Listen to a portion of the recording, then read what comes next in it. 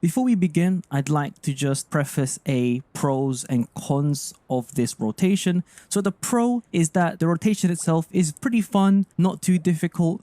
It's a hypercarry rotation, meaning once you get to Cartethyia transforming into fleur-de-lis form, you don't need to switch out, do any quick swaps whilst doing her big damage rotation.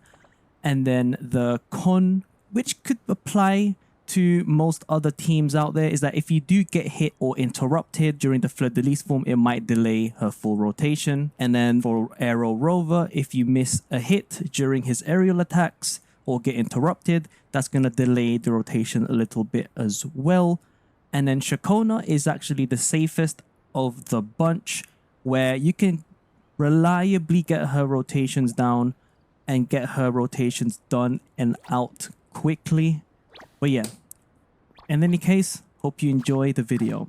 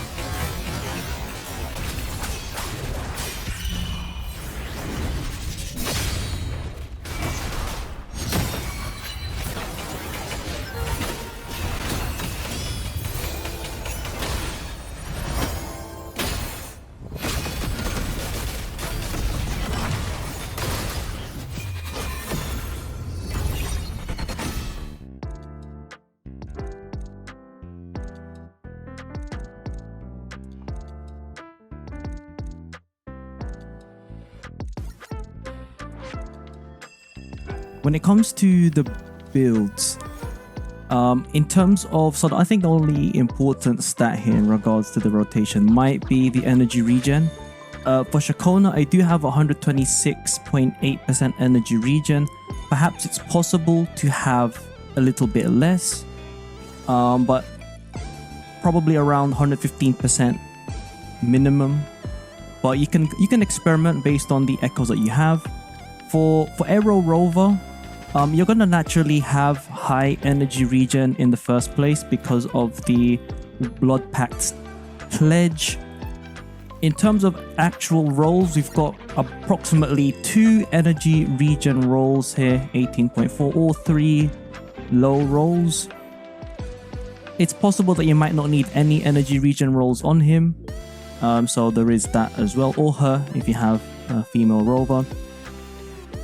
Now, when it comes to the set, technically his best set is the latest set, which is Windward Pilgrimage, but I have yet to farm good one costs for Aero Rover, so I'm kind of holding off on that for the time being. And I think this build is pretty respectable anyway. 63% is on the lower end, but maybe another time.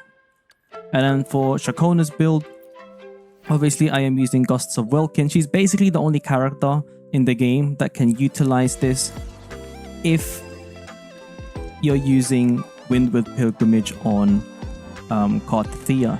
Obviously, she can use Gusts of Welkin as well, but I don't see the point of doing that, right? Because even if no one is using Gusts of Welkin, this set is still better for her in terms of her own personal damage.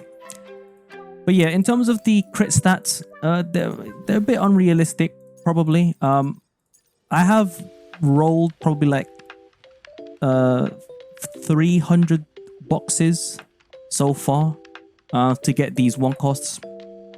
And then for these 4 costs, you could say I just got lucky on the first day of her release. Ciaccona, I've built these quite a while back.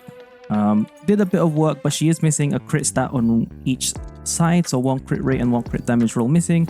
And then this guy, basically I just got any spare gear that I got after trying to raise my Gian, and then I just put it on this guy right here.